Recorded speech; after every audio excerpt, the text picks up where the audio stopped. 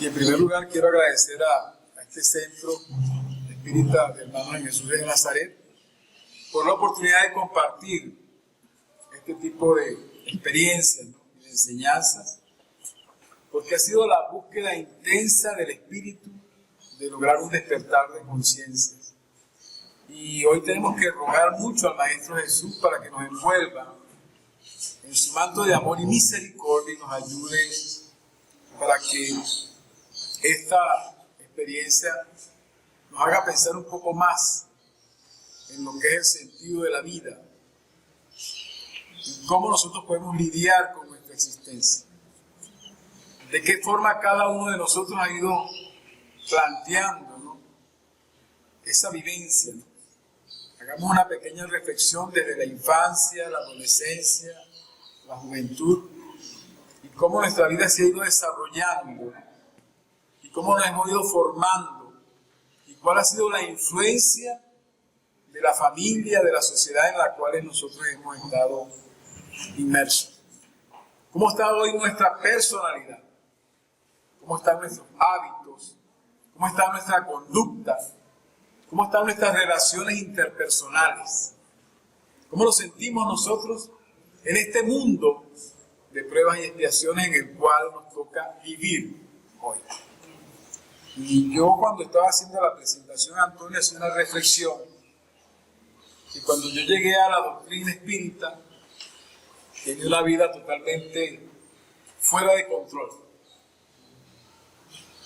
Aunque me había graduado de ingeniero civil, yo pensaba que eso era todo en la vida y que la ciencia me iba a dar esa dirección para ser un hombre exitoso.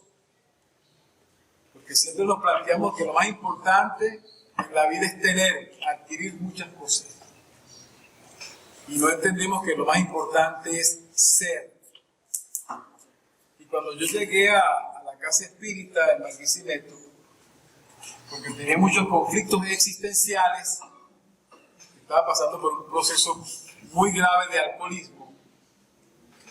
Entonces la directora del centro espírita me dijo: aquí en esta casa lo podemos ayudar. Y yo, en mi ignorancia, pensaba que yo sabía todo.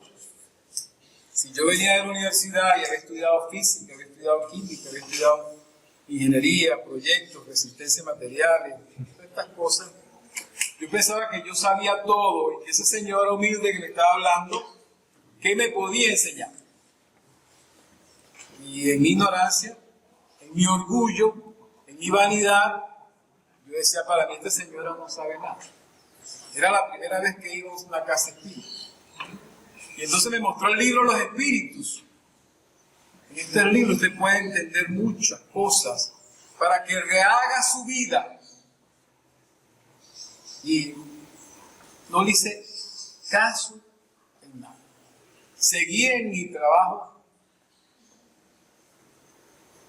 afectando mi cuerpo físico y mi espíritu, y a los 6 meses estaba en la ciudad de Puerto de la Cruz, con una grave crisis existencial, porque no hallaba cómo dominar un proceso obsesivo y cómo dominar un proceso de alcoholismo que me estaba afectando a los 27 años. Y allí me acordé entonces otra vez de la casa espírita. Y me daba vergüenza porque esta señora me ofreció todas las cosas y yo no le hice absolutamente caso. Pero dije: bueno, si es una señora buena, yo voy a ir para allá. Y entonces, de Puerto de la Cruz, a las 4 de la tarde, me vine manejando hasta Barquisimeto y llegué a las 12 de la noche, y a las 8 de la mañana estaba en la casa espírita. Y hoy, a mis 72 años, tengo un enorme agradecimiento con ella, con Jesús por supuesto, y con la casa espírita, porque ahí conseguí de alguna manera las herramientas para yo rehacer mi vida.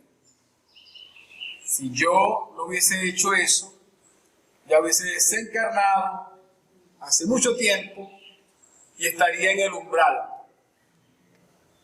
Los que han visto la película Nuestro Hogar saben lo que es el umbral que describe André Luis. Entonces, demos gracias a Dios que estamos en una casa espírita.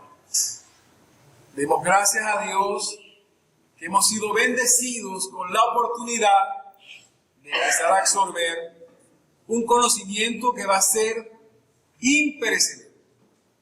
Un conocimiento que si lo sabemos administrar, si lo sabemos poner en práctica en nuestro pensamiento, en nuestras emociones, en nuestros sentimientos, nos va a dar un sentido de vida, que es el tema de hoy. Entonces, ¿por qué sufrimos nosotros? ¿Por qué sufrimos?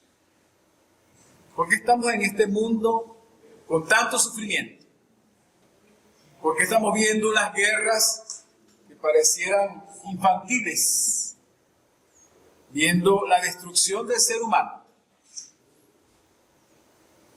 Y estamos frente a un peligro aún mayor de un desarrollo nuclear. Cuando se lanzó la primera bomba de Hiroshima y Nagasaki, eran bombas de 10 kilotones. Hoy son de 100 kilotones. Que en 45 segundos se destruyó Hiroshima y Nagasaki. Más de 300.000 muertos en fracciones de minutos. ¿Ustedes creen que ese es el mundo que Jesús nos está diseñando? Nos decimos cristianos, pero no hemos aprendido todavía a amarnos los unos a los otros. Estamos en un mundo de consumismo, en un mundo de un desarrollo tecnológico impresionante, pero no hemos desarrollado todavía el sentimiento. Estamos con la inteligencia emocional que está ahora haciendo todo un trabajo impresionante en la vida. Y estamos haciendo todavía hoy un desarrollo de lo que se llama ahora las nanopartículas o los nanorobots. Y la ciencia está diciendo que en los próximos años ellos van a lograr que seamos inmortales, que en estos cuerpos no vayamos a morir jamás. ¿Ustedes creen eso?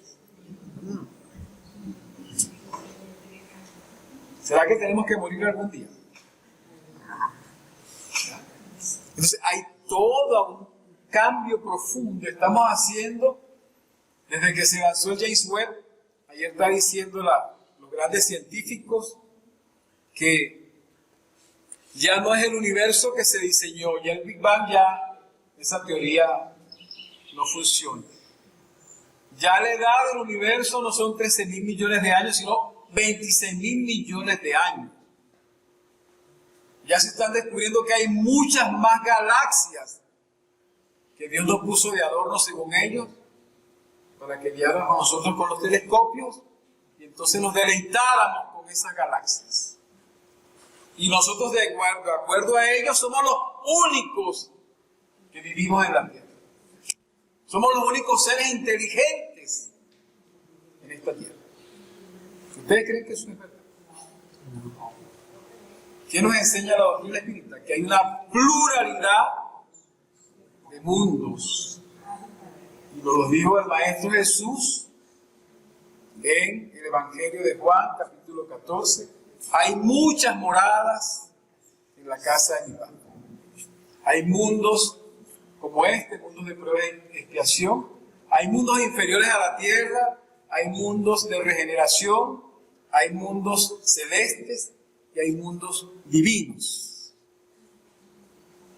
Y esa es la meta de nosotros. Llegar algún día a habitar esos mundos celestes. Todos los que estamos aquí, encarnados y desencarnados, algún día vamos a ser ángeles. ¿No lo creen? La escala de los espíritus nos está diciendo, somos espíritus imperfectos, espíritus buenos, y vamos a ser espíritus puros. Porque ese es el destino de todos nosotros. Tenemos que meditar sobre eso. ¿Cuál es el objetivo de nosotros aquí en la tierra? Porque ese día que lleguemos nosotros a ángeles, ese día que seamos espíritus puros como establecen las bienaventuranzas, ese día no vamos a sufrir más.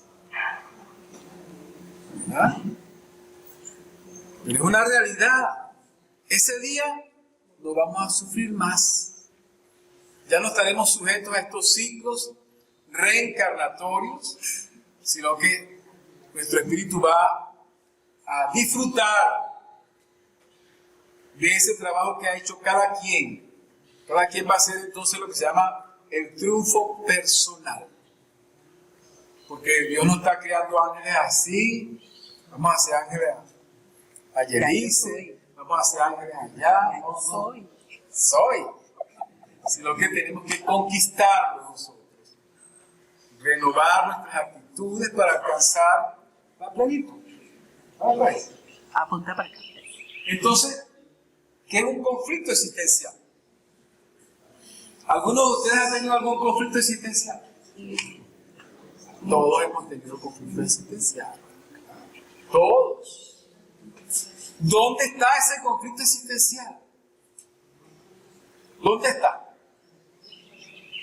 Hablaba hace poco con mi querido hermano Manganiello. Los científicos dicen que está en el cerebro. Nosotros decimos que está en el espíritu. Ese conflicto está en el espíritu. Es una crisis que nos da. Y nos planteamos entonces alguna pregunta, ¿no? ¿Cuál es el sentido de la vida? ¿Para qué estoy en el mundo? ¿Qué hago con mi vida? ¿Y para qué vivir si vamos a morir? Y nos preguntamos también si somos felices. Entonces, pero cuando empezamos a preguntarnos esto, ya estamos entonces también en una interrogante que nos puede producir algo mucho mejor. Y ese sentido, esa crisis existencial tiene un inmenso potencial para transformarnos. ¿Y será que hay alguna pregunta en el libro de los Espíritus que nos puede decir eso? Pregunta 132 del libro de los Espíritus. ¿Cuál es el objetivo de la existencia? Pregunta Allan Kardec a los espíritus superiores. Y ellos responden: Dios nos impone una existencia, tanto como pruebas, tanto como expiación, para conducirnos a la perfección. Son enseñanzas de los espíritus superiores. ¿Hace cuánto nos revelaron eso? 1857, saquen la cuenta. Para entender cuál es el propósito de nosotros. ¿Cuál es ese propósito? Y este pensador, psicólogo, Roger Bacon, nos habla entonces de la gente vacía, de ese vacío existencial. ¿Cómo nosotros podemos observar cómo es ese vacío existencial? Eso recuerden de la canción de Rubén Blades. Esa era una chica plástica, de esas que hay por ahí. Que le gusta usar el Chanel No. Esa plasticidad, esas conversaciones vacías. ¿Qué es lo más importante nos dice hoy? No, mira, que Ronald Acuña dio un honrón ayer. O sea, tengo un carro así, que Ronaldo metió un gol. Conversaciones vacías. Barbie. ¿Ah? Barbie. El estreno de Barbie. No, ese vacío lo tenemos que superar en la medida que entendemos quién soy yo, por qué estoy aquí y hacia dónde voy. ¿Quién soy yo? Entonces, es muy importante entender, si yo sé quién soy yo, por qué estoy aquí y hacia dónde voy, entender de que yo soy un ser inmortal. Mi espíritu nunca va a morir, jamás va a morir. Mi cuerpo físico sí. Este carapacho algún día ya no va a estar. Pero mi espíritu jamás va a morir. ¿Y quién nos enseña eso? ¿Ah? ¿Quién nos enseñó eso? Nuestro Maestro Jesús. Al tercer día resucitaré. Y se le aparece entonces gloriosamente en esa tarde a María Magdalena para demostrar la inmortalidad. Y estuvo con los apóstoles, con los discípulos, 40 días dándoles instrucciones a ellos. 40 días explicando lo que iban a hacer. Y Tomás no creía que era Jesús. Toca las heridas, toca mi cuerpo, para que crea. Pero más allá de eso, ustedes se pueden imaginar cómo estaban de tristes los discípulos del Maestro Jesús. Cómo estaba de triste toda la humanidad en ese tiempo, cuando crucifican al hombre que Dios nos dio como guía y modelo, y es crucificado por practicar la verdad. Y mucha gente dice que Cristo viene, y si viene lo volvemos a crucificar. Claro. Lo crucificamos con nuestras actitudes, lo crucificamos con el odio, con el rencor, con la guerra, con la ambición, que no hemos entendido todavía su pensamiento. Entonces, pusimos también este ejemplo de Sócrates, porque también por predicar la verdad, por ayudar a la juventud, es condenado a guerra cicuta. Uno de los mayores filósofos que demostró la humildad, porque dijo, yo solamente sé que no sé nada. Y hoy vemos entonces los libros de Platón, Apología de Sócrates, donde vemos la profundidad de Sócrates, y vemos también en el Evangelio según el Espiritismo cómo Allan Kardec busca los precursores del espiritismo, y está Allan Kardec, está Sócrates y Platón. Entonces es muy importante conocer cómo Sócrates está ahí a poco tiempo, a pocos minutos de ser muerto, y está de lo más tranquilo hablando con ellos, sin tener ningún temor a la muerte. Está hablando de la manera fluida, dando instrucciones a Critón, a los discípulos. Pero ¿qué va a pasar, Sócrates? ¿Qué vamos a hacer? ¿Vas a morir? Yo no voy a morir. Este que está aquí no va a morir. Mi cuerpo sí. Y estamos hablando de 400 años antes de la venida de Jesús. Con aquella entereza, con aquella serenidad, ese espíritu enfrentó la muerte. Porque estaba muy claro de que su cuerpo iba a quedar y que iba a estar en una posición más adelante, mucho mejor. Y los discípulos habían comprado al carcelero para que él se fugara. Y les dijo que no. No, porque eso sería violar las leyes. Ser un hombre demasiado íntegro, un espíritu demasiado elevado que trajo su enseñanza para ese tiempo. ¿Y qué nos está diciendo entonces este pensamiento? No somos seres humanos viviendo una experiencia espiritual, somos seres espirituales viviendo una experiencia humana. Entonces, para entender el sentido de vida y para superar los conflictos existenciales tenemos que partir de esa premisa. Si no entendemos que somos espíritus inmortales y que hemos venido en distintos ciclos reencarnatorios, no vamos a entender la vida jamás. No lo podemos entender. ¿Por qué unos nacen en la riqueza? ¿Por qué unos nacen en la pobreza? ¿Por qué unos mueren al nacer? ¿Por qué el otro vino ciego? ¿Por qué el otro vino mudo? ¿Por qué el otro vino parapléjico? ¿Por qué este tiene síndrome de Down? ¿Por qué el otro tiene autismo? ¿Por qué el otro tiene Alzheimer? Si Dios es soberanamente justo y bueno, ¿por qué pasa eso? Tenemos que saber entonces la reencarnación. Pero mientras la ciencia, la psicología y la psiquiatría no estudie esto, no van a dar entonces con ese sentido de vida.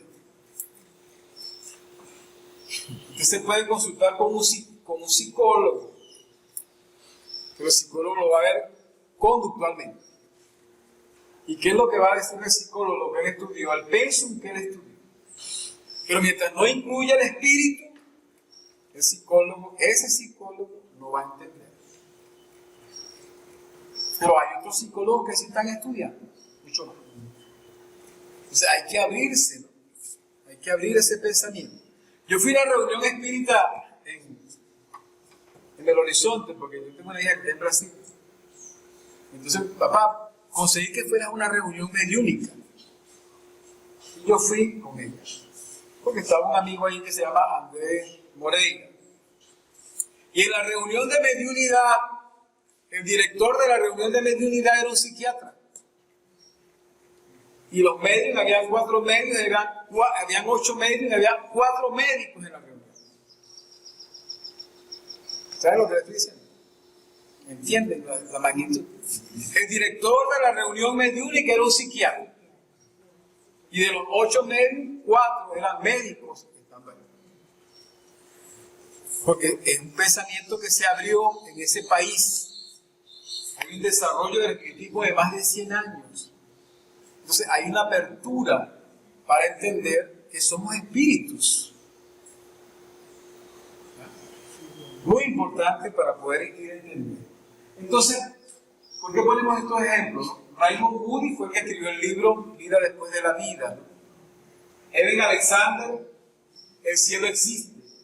Y esta autora, la pueden buscar por internet, Jimbo Taylor, escribió este libro que se llama Un ataque de lucidez. Esta es una mujer que estaba investigando el cerebro, porque es neurólogo, y le daba un ACV. Le daba un ACV. Y ella como neurólogo sabe que le está dando el ACV, y empieza a sentir como ya no podía hablar con esa tranquilidad, porque se le empezaban a trabar las palabras, sentía que ya no podía caminar ya, y empieza a sentir todo ese proceso, y ella llama un ataque de lucidez, porque en un momento se ve fuera del cuerpo. ¿Ustedes se imaginan un médico que se ve fuera del cuerpo, que le han enseñado toda la vida que eso no existe, que se ve fuera del cuerpo y que está pensando y que siente todo lo que está ocurriendo, pero no en el cuerpo, sino fuera del cuerpo? Ella escribe ese libro que se llama Un ataque de lucidez. Y eso tiene una gran valentía, porque fíjense que tiene en la mano ahí un cerebro, ¿no? Y explican cómo se puede demostrar entonces esa inmortalidad. ¿Quién de ustedes ha estado fuera del cuerpo? ¿Quién se ha visto fuera del cuerpo? Esa es una bendición, porque Dios te está demostrando que no somos este cuerpo, sino que somos un alma y somos ese cuerpo también. El doctor Brian Weiss, también ustedes han conocido, escribió el libro Muchas vidas, muchos años. Y él logró entonces que la paciente Catherine le relatara 80 encarnaciones que ella había tenido. Y no solamente que le relatara, sino que él la iba curando de las fobias que ella sufría a través de la reencarnación. El doctor Stevenson estudió más de 3.000 casos de reencarnación. Y a pesar de que hay tanta literatura, que hay tanta información, nosotros negamos la existencia de la vida. Digo en sentido general, la humanidad no entiende que vamos a continuar viviendo. Eso es tan importante saberlo. Porque si yo sé que voy a continuar viviendo, me hago más responsable. Porque entonces sé que no puedo estar haciendo el mal hoy, porque mañana yo, de acuerdo a la ley de causa y de efecto, voy a cosechar todo el mal que haga, pero también voy a cosechar todo el bien que yo pueda hacer. Entonces, bajo esa premisa, eso es muy importante tenerlo claro, para poder entender los conflictos humanos, los conflictos existenciales, todo lo que pasa. Y entonces la gente pensó que era lo más importante, ¿no? Si yo tengo un coeficiente intelectual muy alto, yo voy a ser entonces muy exitoso y yo voy a tener un sentido de vida. ¿Será que porque yo sea más inteligente eso es suficiente? ¿Ah? Yo soy muy inteligente. Tengo un coeficiente de inteligencia más grande que Newton, más grande que Einstein. Hay niños ahorita que tienen un coeficiente de 160. mucho más grande que Einstein. Eso es suficiente para yo alcanzar la plenitud y para yo renovar mis actitudes. Entonces estos inventaron el coeficiente intelectual, que es muy importante, pero no es suficiente.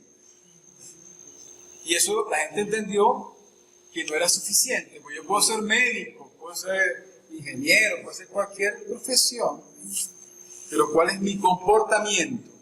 ¿Cómo está mi moral? ¿Cómo está mi familia? Eso no es suficiente.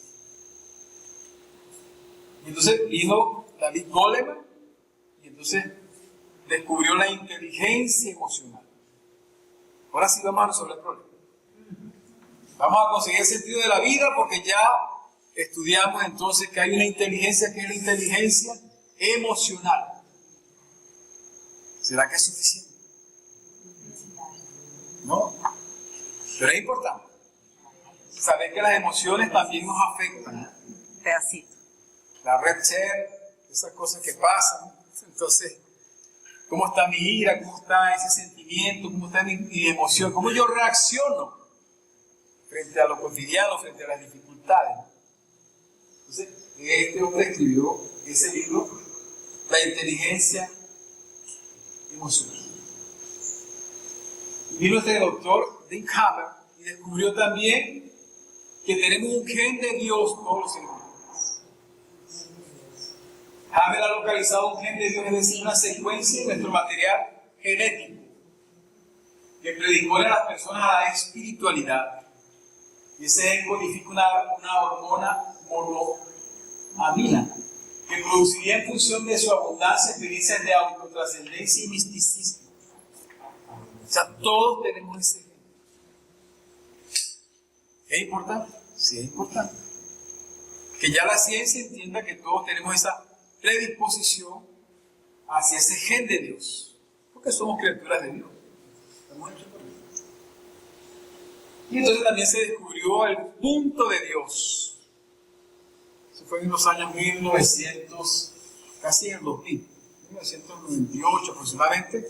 El doctor Michael Pesinger y Vilayanur Ramachandran descubren un punto de Dios que está en la glándula pineal, en la epífisis. Ese punto se ilumina cuando estamos orando, cuando perdonamos, cuando amamos. Ese punto se ilumina. Estoy hablando científicamente de todas estas cosas para que vayamos entendiendo para dónde va. Entonces se descubre el punto de Dios. Qué importante. ¿Para qué me sirve ese punto de Dios?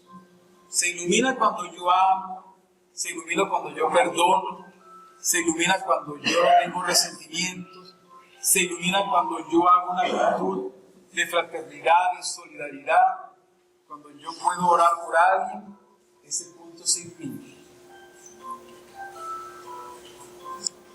Pero hay algo muy importante también, que Chico Xavier recibe el libro Misioneros de la Luz y habla entonces a Andrés Luis de ese epífisis.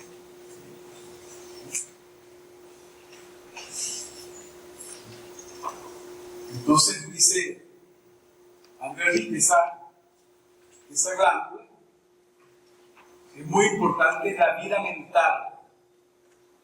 Todos los que estamos aquí tenemos esa glándula. Entonces es importante para nuestra vida mental. Entonces esa glándula dirige las demás glándulas del sistema endocrino. No es que me estoy metiendo en el campo médico, estoy diciendo lo que dice Andrés. Entonces dice, el neurólogo común no la conoce bien, el psiquiatra descubrirá más tarde sus secretos. Y los psicólogos vulgares la ignoran. Freud interpretó su desvío cuando observó la influencia del líbido en el estudio de la indisciplina congénita de la humanidad. Libro Misionero de la Luz, Andrés. Entonces dice que esa glándula segrega unidades de fuerza y puede ser comparado a un poderoso generador que debe ser aprovechado y controlado en el servicio de la iluminación, refinamiento y beneficio de la personalidad, y no relajarla en el gasto excesivo del suplemento psíquico de emociones de baja clase. Si yo tengo una sexualidad atolondrada, desordenada, estoy afectando a la glándula pineal. Si yo tengo odio, si yo tengo rabia, si yo tengo malos pensamientos, estoy afectando la glándula pineal que dirige todas las demás glándulas. Entonces, sumergirse en el charco de las sensaciones inferiores, la manera de ser, es retenerle las corrientes tóxicas de los desvaríos de la naturaleza animal y en el gasto excesivo de energías sutiles. Eso es lo que nos está diciendo el verbo. Todo eso está ocurriendo con nuestra pineal. Y eso está ocurriendo con el punto de Dios. Porque ahí es donde se produce el punto de Dios. ¿Vamos bien? Sí.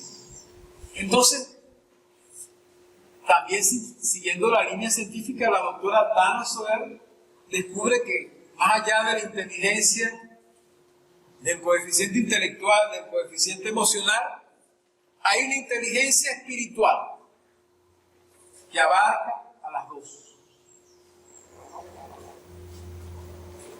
En el libro Spiritual Intelligence, publicado el año pasado, la física y filósofa estadounidense Dana Soder aborda un tema tan nuevo como controvertido.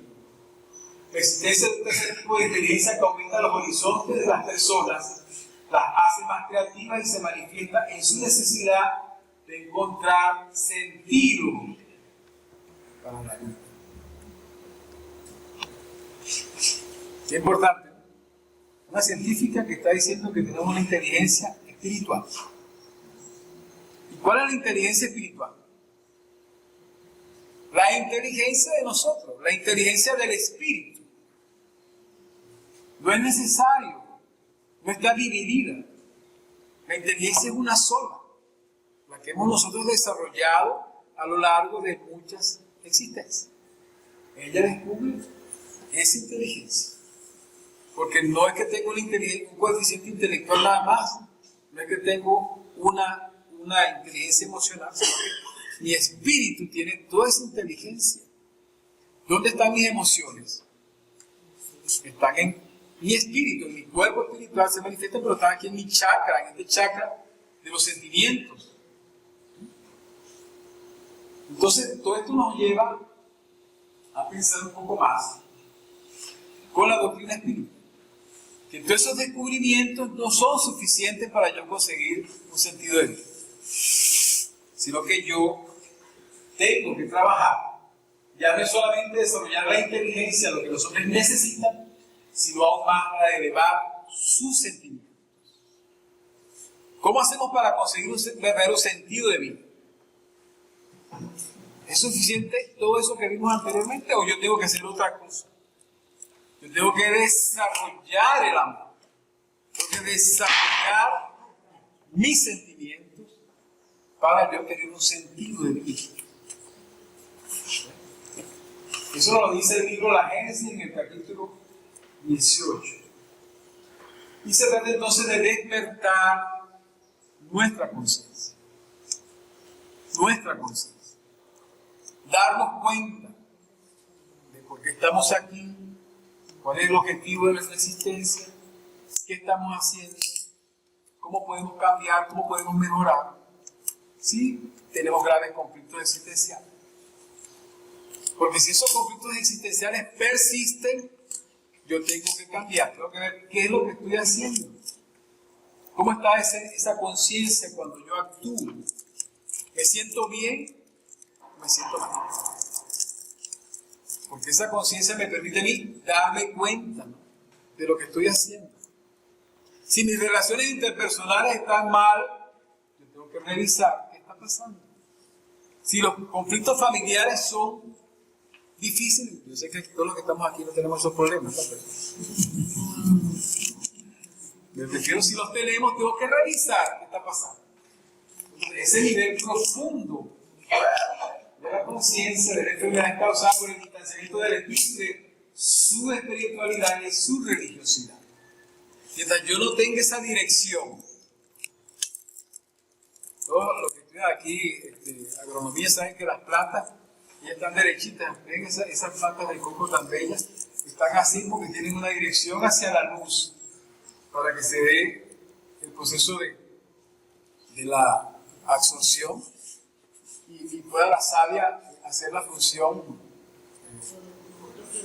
de la fotosíntesis, está en la dirección. Entonces, para que yo tenga un sentido de vida, ¿cuál es mi dirección? Hacia Dios. Es lo que se llama, en vez de ser geotropismo, una deotropismo, o sea, una dirección hacia Dios. O sea, todos mis pensamientos tienen que estar hacia Dios en lo que yo hago, en lo que yo siento. Es decir, en las leyes divinas. ¿Qué nos dice la pregunta 614 del libro de Espíritu? La ley natural, que me va a indicar lo que debo hacer y lo que no debo hacer. Entonces, todos tenemos inscritas esas leyes divinas, ¿dónde? En la conciencia. Pregunta 621 del libro de Espíritu.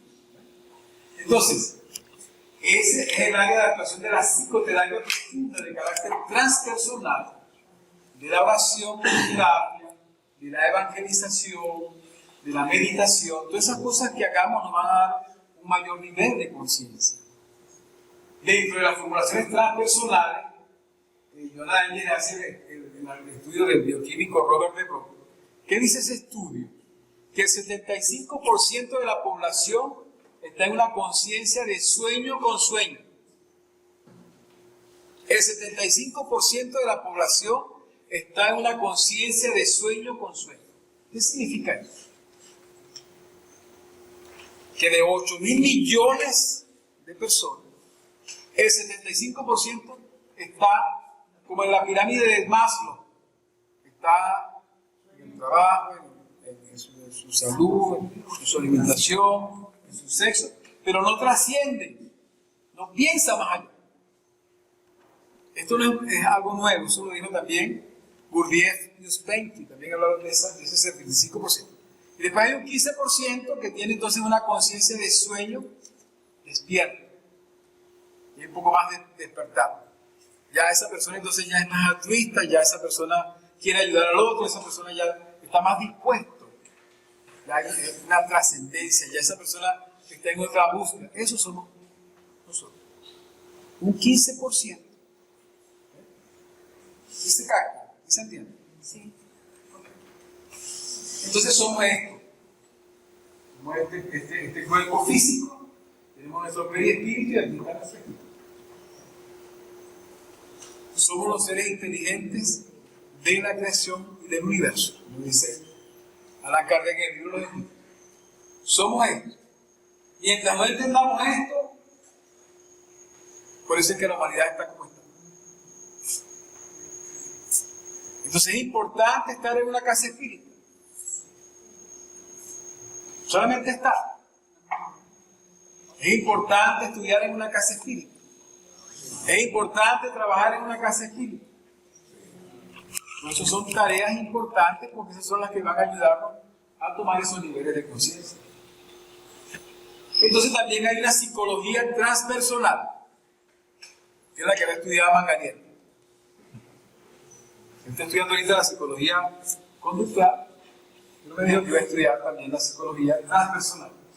Entonces todo esto que ustedes ven aquí son los psicólogos que creen que más allá de este cuerpo hay un alma transpersonal. Y este que está aquí fue el que acuñó esa frase, Stanislav Grof. Entonces, estos espíritus tienen otra mentalidad, su nivel de conciencia es mayor. Cuando me llega un paciente con un conflicto existencial, yo sé que ese conflicto no es de ahorita, sino que es de todas las existencias que él trae. Cómo está pensando, cómo está actuando, cómo está amando, cómo está perdonando, cómo está resentido. Ese espíritu no es un paciente de hoy. No lo voy a sentar en el diván y él me va a echar cuenta y él va a saber todo. Él trae en su inconsciente todo lo que está grabado en su perispíritu de las cosas buenas que hizo y de las cosas malas que hizo. Yo tengo que ayudar. Y aquí está Joana de Ángel, que es la mentora de nuestro querido hermano Divaldo Pereira Franco, que dictó la serie psicológica, los libros que también están en esta casa que nos ayudan a la comprensión de eso. Entonces nuestras enfermedades, nuestro sufrimiento está relacionado cómo pensamos y cómo está nuestra conciencia. Entonces aprendemos con los mentores espirituales que el porcentaje casi total de las enfermedades tiene su origen en el psiquismo y por lo tanto está en relación directa con la acción del espíritu sobre la materia y también cómo utiliza su libre albedrío o responsabilidad individual. Entonces, ese cáncer que tengo hoy es producto de esos disturbios, de esas desarmonías en mis centros de fuerza, en mi pensamiento. Si yo tengo una rabia muy grande, me puede dar un ACV. Si yo tengo una tristeza muy grande, también me puede dar un ACV y puedo tener sufrimientos a nivel de estómago. Esa es la relación que hay de una cosa con la otra.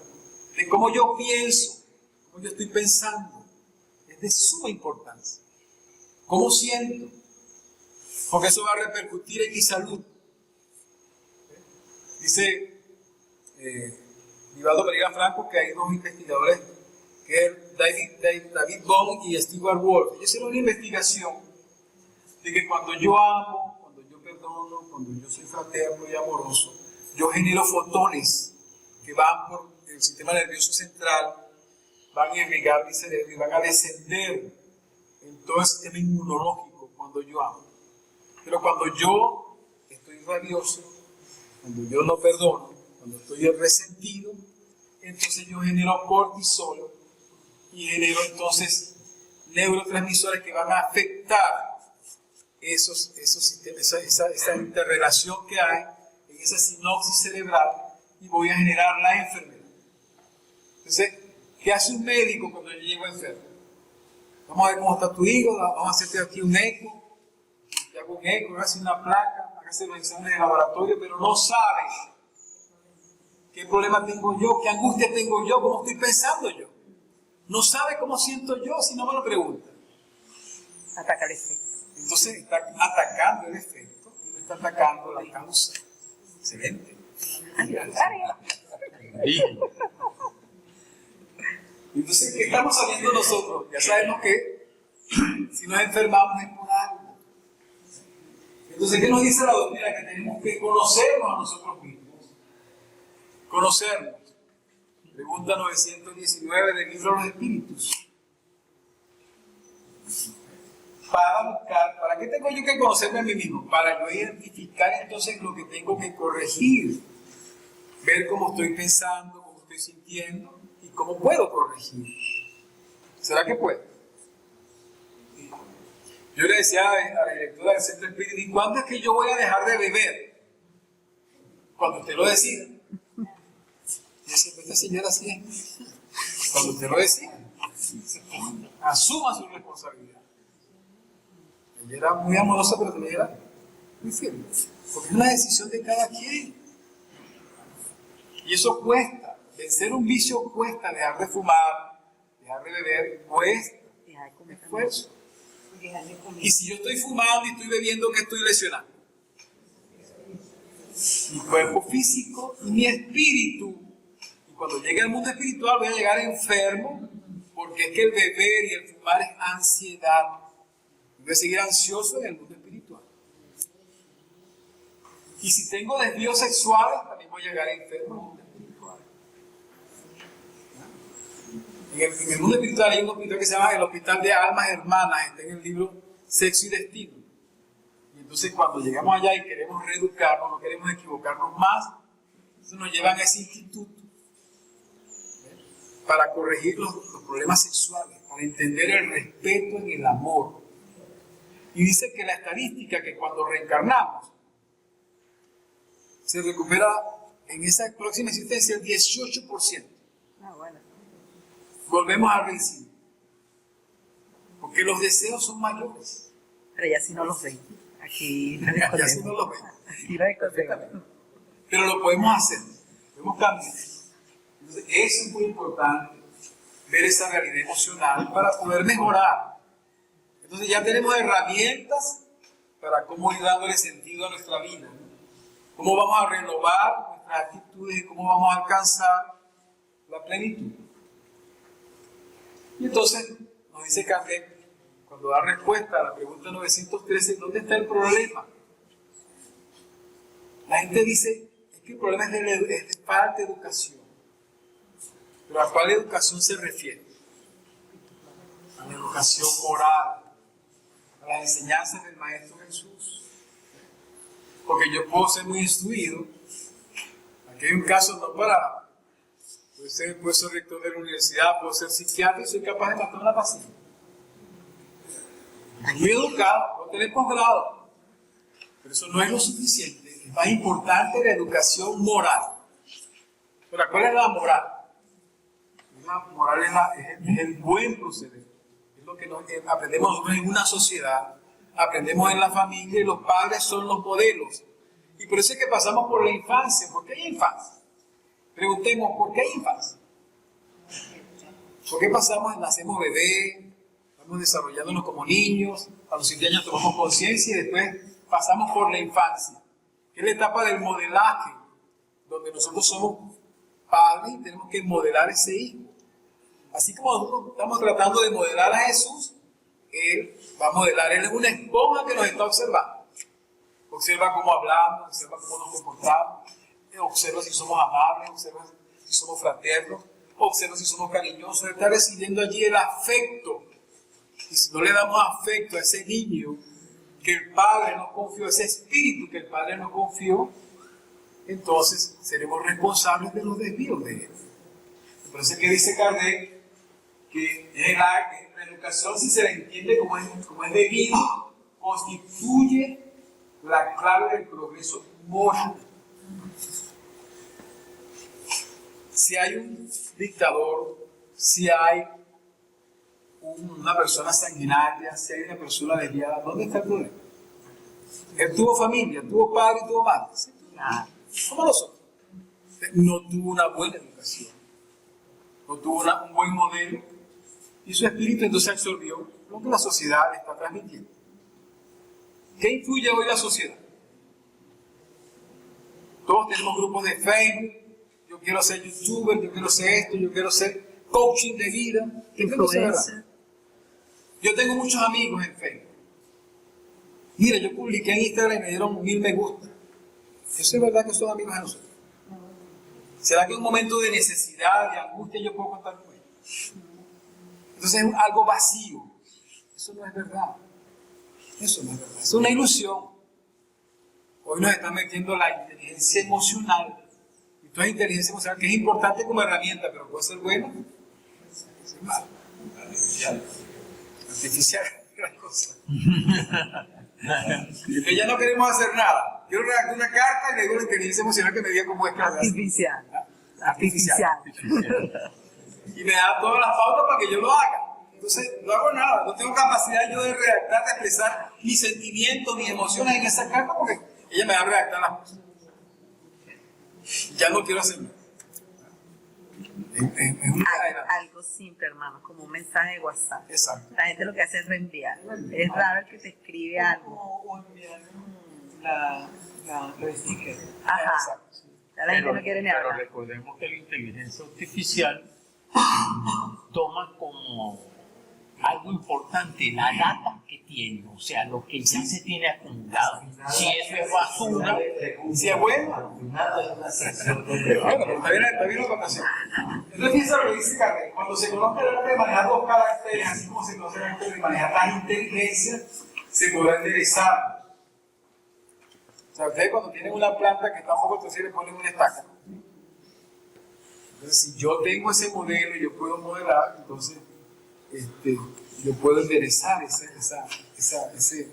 espíritu, ayudarlo a su crecimiento. Si yo le explico a mi hijo desde pequeño que él es un espíritu, será diferente. ¿Qué aprendimos nosotros? Que el hombre nace, crece y se reproduce. Se van a hacer chile aquí. Tengo que cambiar. Entonces tenemos la mente. ¿Cómo está esa mente de nosotros hoy? Positiva. Esa mente tenemos es la voluntad de nosotros, la voluntad del Espíritu para tomar decisiones, porque yo tengo un libre albedrío. Yo tengo la libertad de tomar cualquier camino, cualquier elección la hago yo. Yo soy el responsable de mis decisiones. No es el gobierno, no es la suegra, no es el vecino, no. Todo lo que sucede, yo soy responsable de lo que me sucede. Estoy en este mundo porque me corresponde estar en este mundo. Yo soy responsable, tengo que asumir una responsabilidad. Y yo tengo entonces en esa casa mental del espíritu un deseo, un departamento de inteligencia, un departamento de imaginación y de memoria. ¿Dónde está esa memoria? En ese espíritu, en ese cuerpo espiritual, en el periespíritu. Yo voy almacenando toda la información de todo lo que yo hago fotográficamente, de mis acciones buenas, mis acciones malas. Eso está registrado aquí. Tengo la inteligencia, tengo la imaginación, que también los espíritus saben cuando yo estoy pensando. Si yo tengo una idea de matar a alguien, como en este caso, yo proyecto la imagen de cómo es que voy a hacer. Y esa imagen mental es vista por los espíritus. Si yo me imagino hacer una acción buena para ayudar a alguien porque está muy enfermo, porque necesitando, yo esa imaginación me va a plasmar unas ideas mentales que se van a hacer figuras y los espíritus saben que yo estoy pensando eso. En ese departamento ellos ven todo lo que hacemos nosotros. Pero también lo ven los espíritus obsesores, también ven eso. ¿Ah? Ellos saben cuál es nuestro lado débil, porque saben lo que nosotros pensamos y nos pueden entonces inducir al error.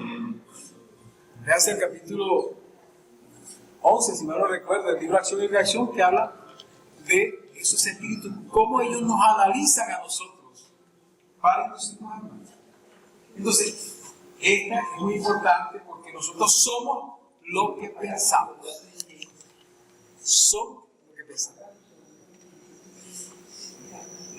Entonces aquí nos habla Carl Gustavo Jung que todos nosotros tenemos entonces ese proceso. Tenemos el ego, tenemos el ser. ¿Cuántas veces actuamos nosotros en el ego y cuánto actuamos en el ser? En esa estructura psíquica de nosotros. Cuando yo me aparezco en la mañana temprano y estoy sonriente, cariñoso, saludo a mi esposa, doy los buenos días, hablamos, se me ocurren ideas buenas, estoy actuando en el ser, en el grado superior de mi espíritu. Cuando reacciono con rabia, con egoísmo, con malas ideas, estoy actuando en el ego. Pero tengo una estructura donde lo que está en la superficie solamente es el 10%. Y en mi espíritu, en mi cuerpo espiritual, está almacenado todo lo que yo he hecho durante tantas existencias. Pero no está almacenado allí, solamente almacenado, sino que ese inconsciente influye en lo que yo soy. Influye para mí. La rabia que me dé muy grande viene también del inconsciente. Entonces yo tengo que saber en el momento, cálmate, no sé, tómate un vaso de agua, piensa un ratito, cálmate. No vayas a explotar. ¿Quién va a decidir eso? Yo. Yo tengo que conocer esa estructura, porque dice Carl Gustavo Jung, nadie se ilumina fantaseando figuras de luz, sino haciéndose consciente de su oscuridad. Yo tengo una sombra, yo tengo un lado oscuro que yo tengo que diluir a través del amor. Mi jornada evolutiva en esta tierra es diluir la sombra para que yo vibre solamente en el ser y así yo pueda alcanzar la plenitud. Cuando yo identifico todo lo que está en ese inconsciente y logro hacerlo consciente, yo entonces marco mi destino. Por ejemplo, si yo soy una persona de temperamento violento y yo no corrijo eso, ¿qué pasa? O puedo morir de un infarto, o puedo morir asesinado, porque no tengo control de ese inconsciente. Entonces, ¿cómo yo voy a renovar las actitudes si no sé que yo tengo esa estructura que dice Carl Gustavo Jung, que está en mi inconsciente, está en mi espíritu? O como decía Pablo de Tarso en la carta a los Romanos, el mal habita en mi naturaleza, porque no hago el bien que puedo hacer, sino el mal que no quiero hacer. El apóstol Pablo decía eso. Entonces tenemos ese ser emocional, que si no le ponemos cuidado, estas emociones son las que tiene todo ser humano: el miedo, la alegría, la tristeza y la rabia. Si yo no controlo la rabia, se traduce en violencia. Y si yo la logro controlar, voy a tener una acción lúcida. Si esa tristeza no la controlo, me puedo caer en la depresión. Ahora, ¿cómo la puedo superar? Con una introspección. Y si tengo miedo, también si no lo controlo, voy a caer en una ansiedad. Tengo que trabajar entonces la prudencia. Si tengo una alegría que se pueda convertir en euforia, tengo que tratarla para que sea solamente un entusiasmo. Yo mismo puedo ir controlando ese ser emocional. Entonces, esas fuerzas mentales hoy, las que yo tengo, son las que generan todo ese proceso, ¿no? Están cargados de energía deleteria, depresivas, inconformidades, perturbaciones, y eso genera unas bacterias y toxinas psíquicas que atacan las defensas orgánicas. Como esté yo pensando hoy, como esté actuando, yo soy responsable de eso. Vuelvo a insistir, no me voy a enfermar porque sea algo del destino. Me enfermo porque yo estoy actuando mentalmente, desordenadamente con mis pensamientos. Si esos pensamientos están llenos de amor, de fraternidad, de solidaridad, entonces yo voy a tener una salud distinta. No estoy diciendo que nunca me voy a enfermar, porque también vamos envejeciendo y eso nos va a afectar. Entonces, esto es muy importante tenerlo claro. Así está la humanidad ahora. Yo tengo un amigo que es ingeniero agrónomo. En la mañana lleva un maletín como de 10 pastillas para la tensión, para esto, para el estómago, para 10 pastillas. Entonces, estamos atacando el efecto o la causa. Estamos atacando el efecto, no estamos atacando la causa. Eso nos dice. Todas las criaturas humanas se enferman, son aquellas que trabajan para la cura real, para la cura del espíritu. Porque lo que está originando todo eso somos nosotros mismos. Entonces, así la medicación no nos valdrá mucho si nos sentimos tristes y abatidos, porque la tristeza generatriz y mantenedora de mucho mal. Entonces, la enfermedad, cualquiera que usted vea, ahí hay una causa, que somos nosotros mismos. Cuando ocurrió la pandemia, yo no me vacuné. Tomé esa decisión. Porque cuando ocurrió la pandemia, cuando empecé a trabajar ira, problemas emocionales, yo tenía 5 años sin que me diera gripe. Poniendo cuidado a las emociones. Y cuando vino la pandemia, una amiga me dijo, mira, José, yo no sé, me mandó un libro, empecé a estudiar el sistema inmunológico porque yo no podía, no me quería vacunar. Yo no tenía confianza en esa, no es que la medicina sea mala, sino que no veía que eso fuera una vacuna que me pudiera generar esa salud para protegerme de la pandemia. Y me dio COVID. Y duré como 2 semanas, como una gripe. Tomaba mucho guaraperimón, paracetamol, y pasé mi pandemia. Ese es mi COVID. Hoy se está dando ya secuelas de esas vacunas. Gente que está ahora con graves problemas cardíacos, pulmonares, producto de esas vacunas. Estoy diciendo todas, porque había muchas. Entonces, no todas las medicinas es esa. Hay que buscar otra medicina.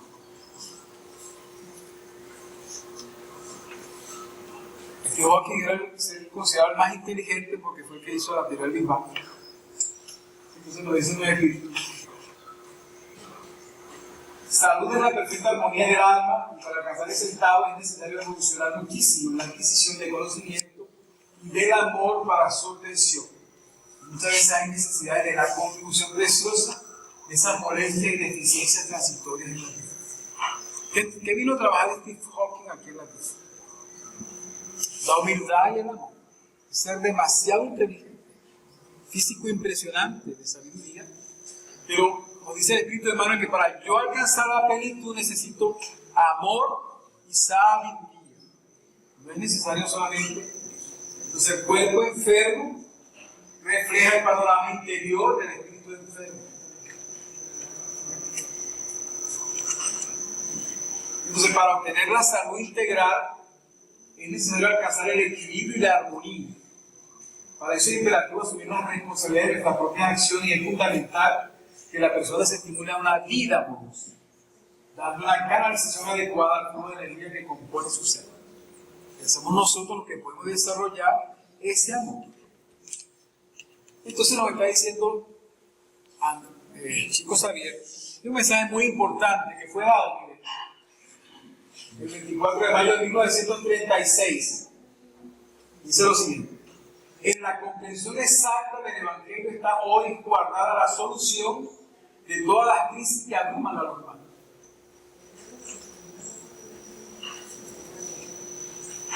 En 1936, ya eso va a tener 100 años. ¿Ustedes creen que en el Evangelio está la solución a todos los conflictos humanos? ¿Sí o no? No veo firmeza, no veo. Claro que sí. Claro que sí. Porque Jesús es el guía y modelo de la humanidad. El camino. El camino, la verdad y la vida. ¿Cómo entendemos el camino, la verdad y la vida? Porque Jesús dijo eso antes de despedirse, que ya iba a venir la crucifixión. Yo soy el camino, la verdad y la vida, y nadie va al Padre sino a través de mí. Yo soy el camino, la verdad y la vida. Yo soy el camino porque Él está al lado de Dios, porque Él es un Mesías. Él transitó el camino como nosotros, como espíritu imperfecto, hasta que llegó a espíritu puro, y de espíritu puro llegó a Mesías. Él está al lado de Dios. Jesús es un enviado de Dios. Y Él conoce el camino, claro que conoce el camino. Y conoce la verdad, sí conoce la verdad. Porque Jesús, cuando llegó a la tierra a desprenderse de la nebulosa solar, ya Él era Mesías. Él planificó todo en la tierra. Leanse el libro a Camino de la Luz, donde va a explicar todo eso. Es el gobernador planetario de la tierra. Entonces, no es ese Mesías que nos quieren poner crucificado ahí sin más nada. Un espíritu demasiado sabio. Y es el guía y modelo de nosotros. Dice Allan Kardec que es el prototipo más perfecto para nosotros. Los que estudian aquí en neurolingüística, esas cosas, si yo quiero copiar algo, tengo que entonces ver a Jesús para incorporarlo en mí, como dijo el apóstol Pablo en su carta a los Gálatas. Ya no soy yo quien vive, es el Cristo que vive en mí. Y cuando eso sucede, es que yo entonces estoy adquiriendo ya esa salud para alcanzar la plenitud. Y ahí lo renovando. Entonces, cuando vemos el sermón de la montaña, veamos entonces allí una constitución que nos está diciendo Jesús lo que debemos hacer, los derechos y los deberes de nosotros. Dice Gandhi que se pueden perder todos los libros de la historia, pero si persiste el sermón de la montaña es suficiente para que la humanidad alcance su progreso moral. Cuando Jesús dice bienaventurados los pobres, los mansos, los afligidos, ¿qué nos está diciendo? Que vamos a ser algún día espíritus puros. Vamos a ser espíritus puros. Bienaventurados los pobres de espíritu. ¿Qué significa eso? Cuando yo tengo sencillez, yo tengo humildad. Porque voy a alcanzar, voy a heredar el reino de los cielos. Todo eso que está allí, si lo estudiamos detenidamente, va a ser entonces muy importante para ese trabajo que queremos hacer. Y nos dice Jesús, el reino de Dios está dentro de vosotros. Dentro de nosotros. ¿Cómo será ese reino entonces? ¿Cómo será el reino de nosotros internamente? ¿Qué será eso? El reino de los cielos está dentro de nosotros. ¿Cuál fue la misión de Jesús? ¿Cuál fue la misión y el objetivo de Jesús de venir a la tierra? De descender de un mundo celeste a venir a la tierra, encarnarse, predicar, dejar un evangelio. Era solamente eso. Que nosotros absorbiéramos ese reino de los cielos.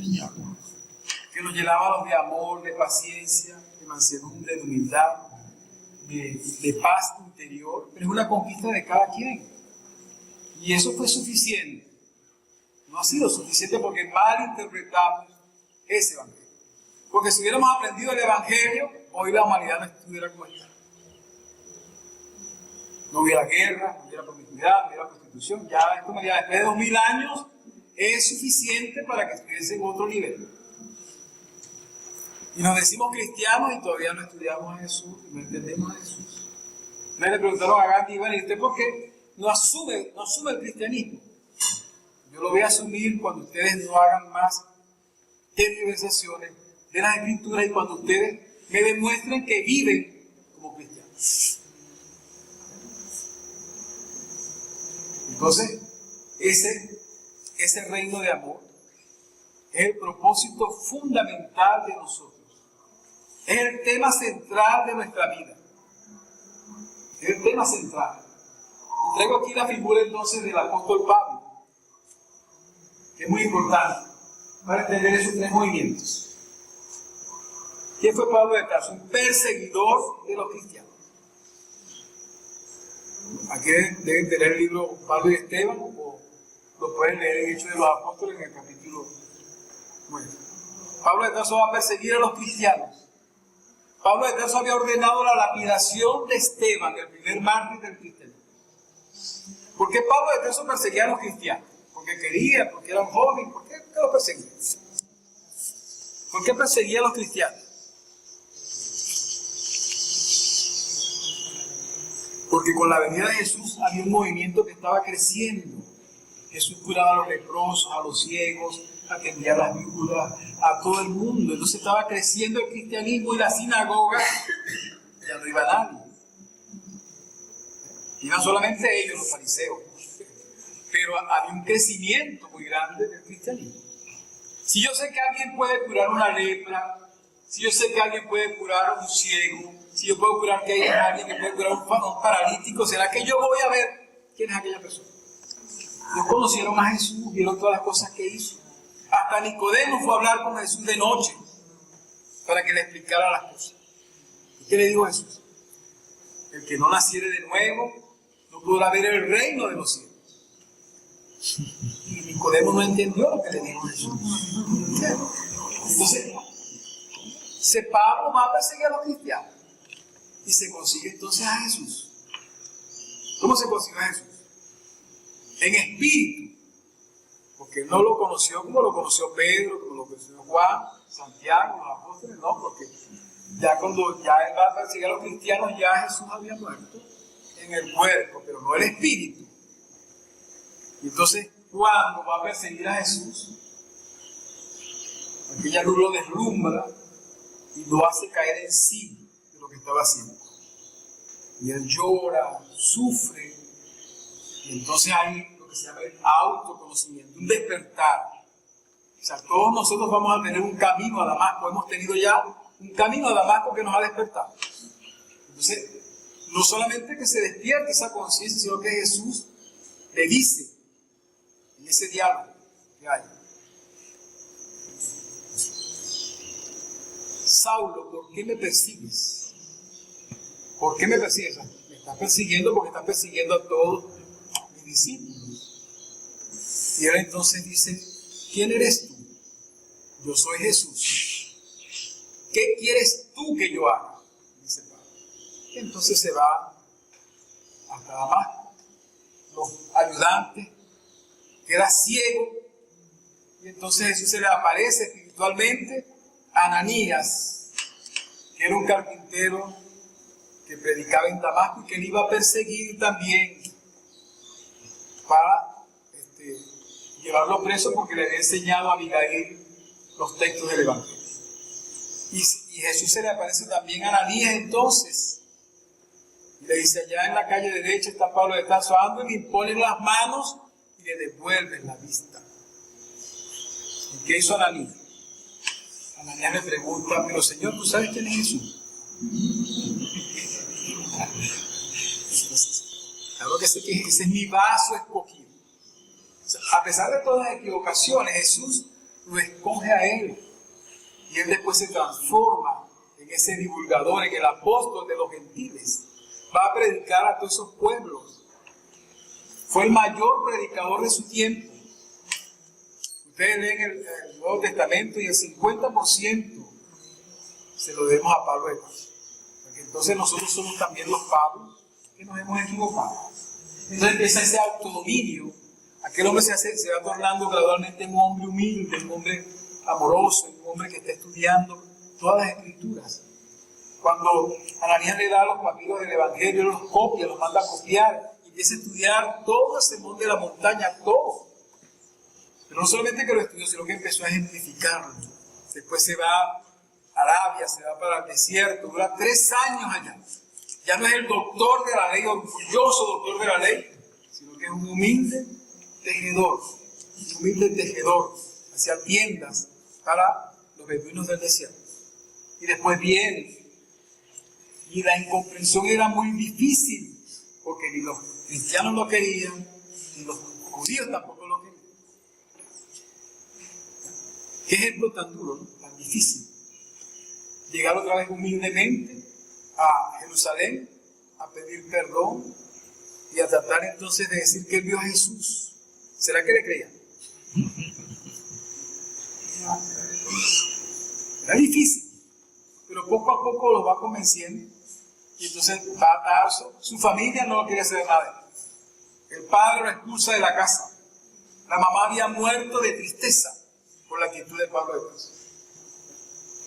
Y entonces se va a meditar y se le aparece a Abigail en espíritu, se le aparece a Esteban, que son ahora los guías que Jesús ha designado para él. Y entonces después la iglesia de Antioquía empieza a crecer enormemente con las persecuciones. Y viene entonces el espíritu de Bernabé a buscar a Pablo de Tarso. Y empieza esa tarea impresionante. Aquel hombre era sometido a injurias, a violencia, fue apedreado, pero llevó el evangelio hasta el final. Y al final muere decapitado y es recibido por Jesús en su brazo.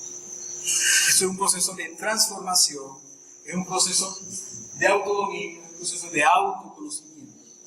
O sea, Pablo renovó las actitudes, Pablo alcanzó la plenitud porque ese reino de amor lo construyó en su corazón. ¿Será que nosotros podemos hacerlo? Todos lo podemos hacer. Haciendo una recapitulación, la doctrina espírita nos enseña eso, a cómo transformarnos, a cómo lograr a través del amor nuestra transformación moral.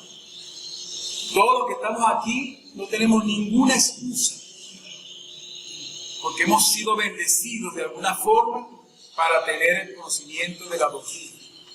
Para una doctrina que Jesús anuncia antes de morir, antes de su crucifixión. Yo enviaré el Espíritu de verdad que aclarará las cosas que hoy ustedes no pueden entender.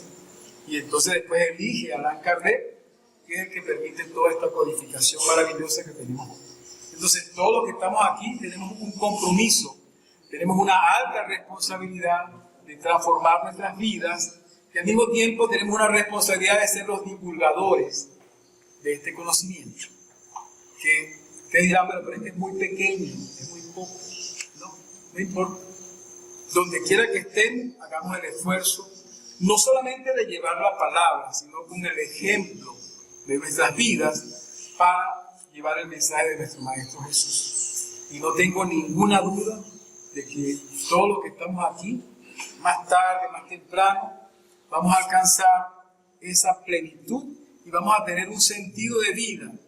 Ya no habrá más conflicto existencial en nosotros. Ya no habrá más enfermedad, porque algún día entonces esa plenitud va a estar llena de amor y seremos los espíritus luminosos que el Maestro Jesús desea para todos nosotros. Muchísimas gracias.